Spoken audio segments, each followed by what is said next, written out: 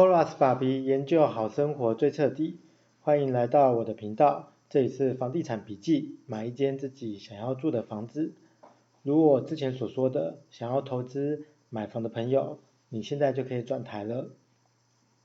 很多朋友都在问我，买一间想要住的房子要做哪些准备工作。我相信大家已经网上搜寻很多的建议，我简单呢先整理一下一些内容。那首先我们要暂时先 refresh 一下之前的内容的摘要。第一个就是你要先有做好心理建设，就是你的自备款有没有准备充足，你的还款能力有没有计算准确，那到底谁要住，那希望可以住在什么样的环境。那第二个部分就是你可能需要买一些相关的书籍，上一些课程，那不一定要听课程，但买一些书籍来参考是很重要的。第三个就是下载一些有用的 APP， 毕竟现在是在防疫期间，谁也不想去接触到太多人，可是 APP 没有差，你下载之后呢，可以有很多的内容去搜寻。第四个就是要多接触房仲，及去看看预售屋。好，我们了解这四个比较重要的工作之后，我们来讨论第二个部分，就是买哪些相关的书籍。其实很多人会说可以买电子书，但是我并不建议买电子书，因为电子书的话，不论你的平板或你的手机，都非常的内容很小，你要一直去拉大。但是你去看房子的时候，你可能没有太多的时间拿着手机不停的在那边滑。很多内容其实你是要拿书来翻比较快，而且有些笔记你不可能说手机拿一拿，找出那些书籍再打开你的 Note， 再打开你的电子记录，那这样你会很辛苦。但是假如你有做文字的笔记，或者在书上做一些摘要，那其实你会可以快速的去翻阅。那我先介绍一下，目前可以在书店看到的几类相关的书籍，各位可以参考。可能未来会有更多不一样的书籍，但是我觉得八九不离十，这几类已经差不多了。我们先看第一类，第一类就是跟买房的新手有关。第一，教你如何第一次看房，如何第一次去挑选，第一次施工，第一次去联络，第一次议价，或者第一次去计算你的价值、金额、房贷等，这些都是很初级的功夫，但是它却很重要。你可能一开始不记得，那你可能就需要拿这类的书来做参考。当然，等到你比较熟悉之后，这些的书会比较用途不大，所以我建议这种书可以在书店翻阅一下，做个笔记就可以了。第二个呢是投资房地产相关的书，这种书算是量最大的，各位可以看到很大的商业书籍的书架都有，如何让你的房子增值啊，如何挑个好地点啊，如何在蛋白区中找到更像蛋黄区的地方啊，有蛮多这样的书籍，所以这部分我就不多说，甚至很多 YouTube 都有这方面的内容。那第三个部分是跟设计风格有关，其实这个部分我觉得还蛮重要的，因为毕竟你花很多钱买的房子，你会希望这设计风格是你可以看至少很多年的地方，所以你一定要找到一个你喜欢的设计风格。那这类的书也还蛮多的，但是通常会放在一些建筑类或室内设计类之类的，它不是放在商业类，所以各位可以去看看。那通常这种书会展示很多的照片，还有它的一个格局跟一个隔间的状况那样子，那可以让大家感受一下。那感受之后呢，再去预售屋，预售屋都做得很漂亮，就可以去看那个设计风格你喜不喜欢。可是预售屋有一个特点，就是我看过很多间预售屋，我觉得预售屋其实都非常的像，它不会有很大的差异，所以你会觉得风格很接近。那所以我建议是说，可能要多去一些室内装修的店，他们会展现他们的风格。但是你知道，有时候设计流行是一波一波的，今年流行什么，很多店大概都会很像那个风格。比如说有一阵子流行日风，那么很多的设计的店里面都是像日本的风格，但是又有一阵子流行北欧风，人人都说北欧风，所以很多店都装置了像北欧风，但是又有人说有的北欧风根本就是台湾的北欧风，或者哪里的北欧风，北欧那边根本不是这样做，但是这没有关系，主要是让你去感受一下，挑自己的风格。那第四个我们要看的是装潢的部分，装潢的书也很多，老屋如何翻新啊，你要怎么去发包施工啊，或者说怎么花费装修最省钱啊，那这个部分其实它的内容还蛮多的，怎么施工怎么省钱，它会提出很多的材料，很多人第一次看的时候其实会看不懂，因为这么多的材料我到底要怎么选，还有就是我哪些材料会真的省到钱，哪些材料不会省到钱，这个部分其实是非常的花时间。其实网络上你一个一个材料去搜寻都可以搜寻得到，问题是你要每一个都去看会很辛苦，所以我认为装修施工之前应该就要先去看设计风格，你偏向某一个风格，就尽量是挑这个风格需要施工的项目，例如说现代风需要哪种类型的灯，哪种类型的桌子，哪种类型的墙面跟颜色，那你比较能够专注在这个系列，你就不会发现说这个教你怎么施工的书怎么写这么复杂，怎么有那么多种灯可以选，那么多种地板可以选，那么多种油漆墙的方式，这个实在是连我自己有时候都会觉得说，哎，这几个到底这个区别都不是很容易分辨得出来。那第五个部分就是有些书会单独提到某些层面，比如说自己喜欢的厨房，整本书都在讲各种厨房，开放式的、封闭式的要有哪些设备，那或者专门讲厕所，也有的专门讲客厅。那这个比较专注的部分，我建议是说你的风格挑的差不多了，那装潢大概有个底了，那再去分别去看这些空间有哪一些想法会比较适合，不然你没有选定风格，突然去看厨房，你可能不知道厨房要变什么样子。那他讲解很多的厨房的样式跟设备，其实你也很难跟上。那最后一个我常看到的一种书籍很有趣，我把它归类为文学作品。比如说这个书是在讲如何像我爷爷的家，如何像我小时候的家，如何像我以前跟大家讨论的梦想的家。可是这里面讲的真正相关装修或者房子的比较具体的内容，其实并不多，大概都比较讲感觉。甚至有的书还用素描写出来，我很难理解素描画出来的东西要怎么样去学习。但就是买房嘛，总是买一个梦。你要记住我的频道是指买一个自己想住的房子。那么看看文学作品，感受一下别人怎么去想他想住的房子，我觉得也是不错的。但是时间不要花太多。我们来谈谈就是到底哪一些 APP 是有用的。其实目前讨论买房子或者跟你想要的家的 APP 其实是非常的多的。那不外乎说就是一个是找房，那还有的是教你怎么样自己画自己的设计图，或者怎么去量测，或者自己去煮看家具，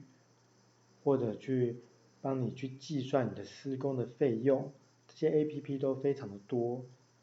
那怎么去画设计图跟怎么去计算，我觉得设计图的部分那是其次，因为自己真的要画出来是很困难的，这部分我认为不用琢磨太多。那另外一个我觉得比较重要的是说，跟挑房子有关的 APP 就有必要去下载来看看。有一种 APP 是单纯的网络平台，它可能里面它不属于房仲公司的 APP，它是独立出来的，那它可能就会提供很多的讯息。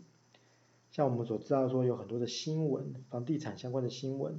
但是房仲自己的 APP 它本身并不喜欢提供这个部分，因为对他来说这不容易提升它的价值，因为他是来买房，不是来看报纸的。那这些单纯网络平台的 APP 提供的新闻就非常非常多，它甚至会分析这些新闻，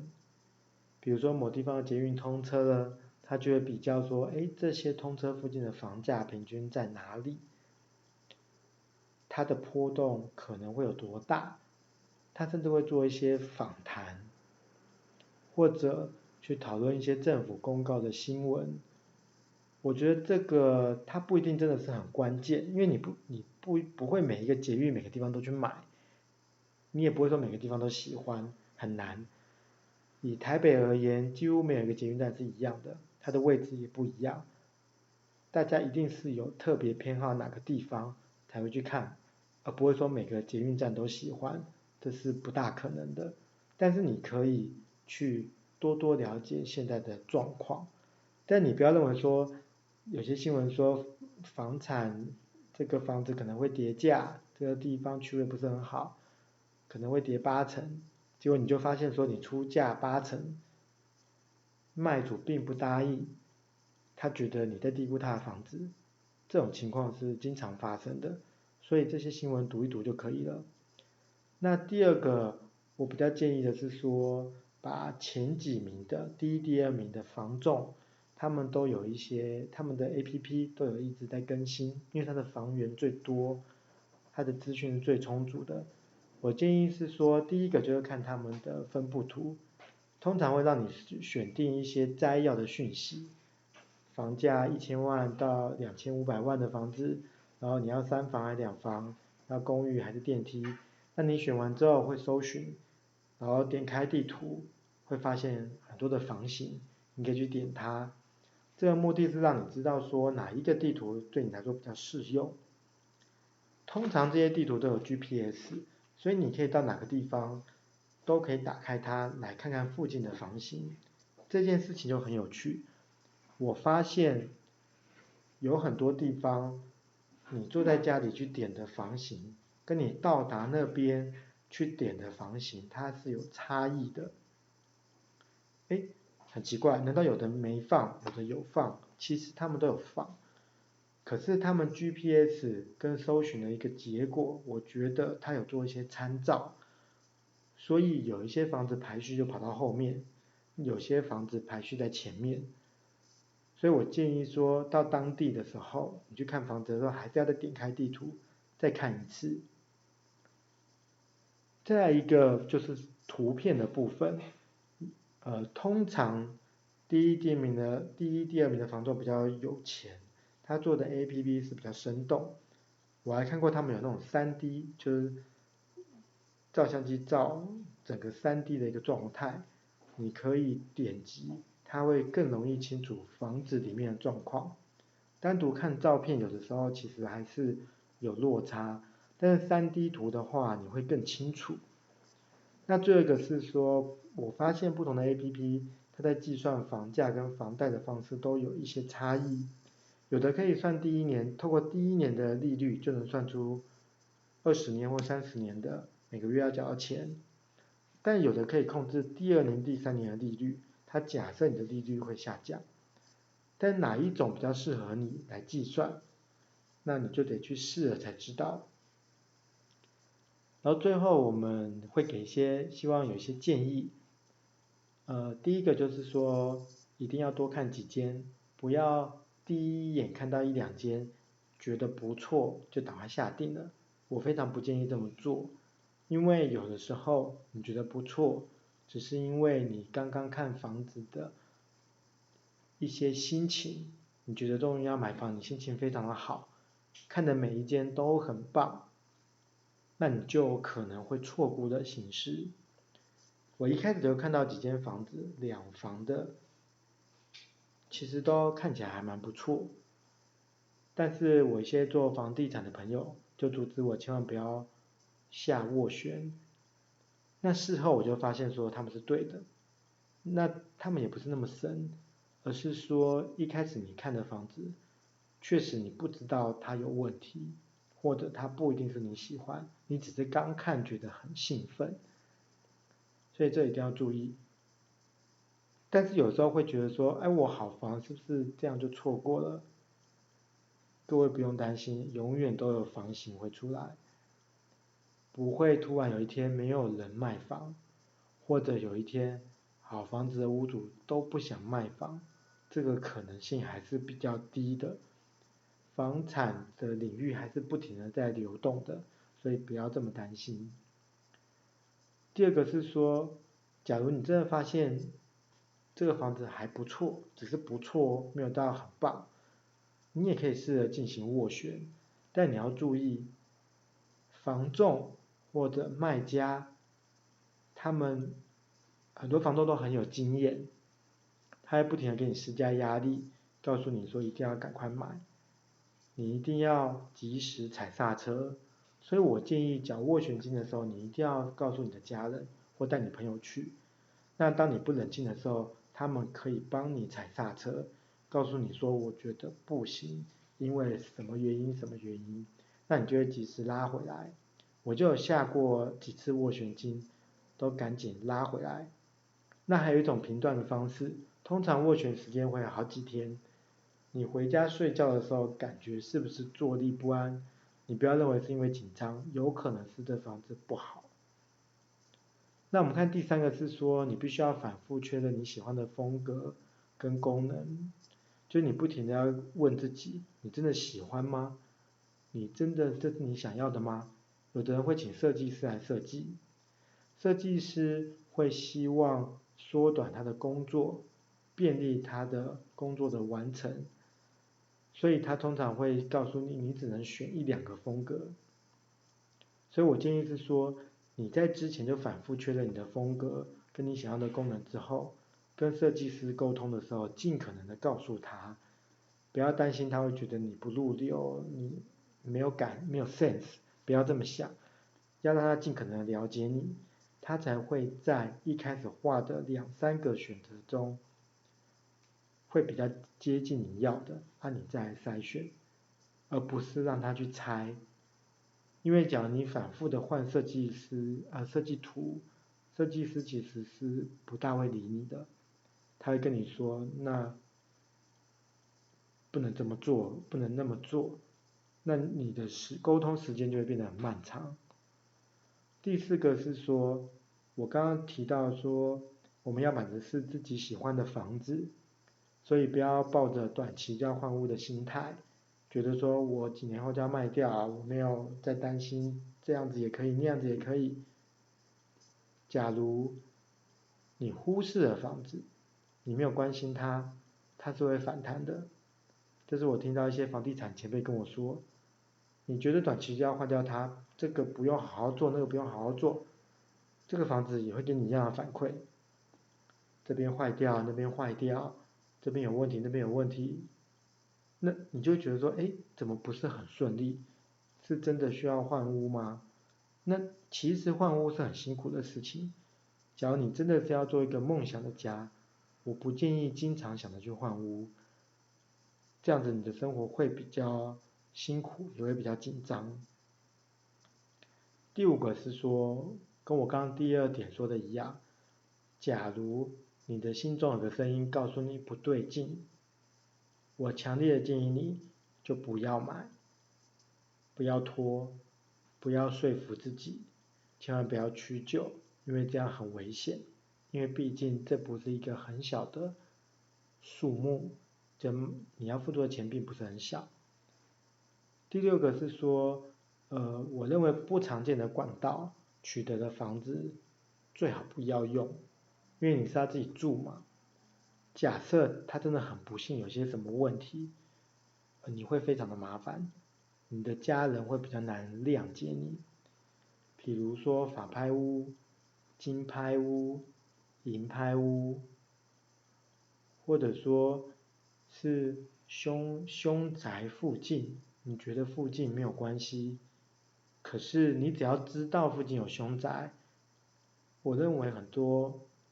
人的家人都比较不能接受，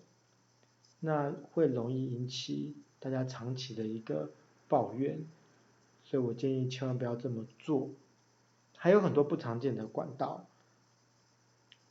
我觉得这些管道的房子，我认为多少都有一些风险。Kolas 爸比祝福大家都能够买到自己心仪的房子，梦想的房子。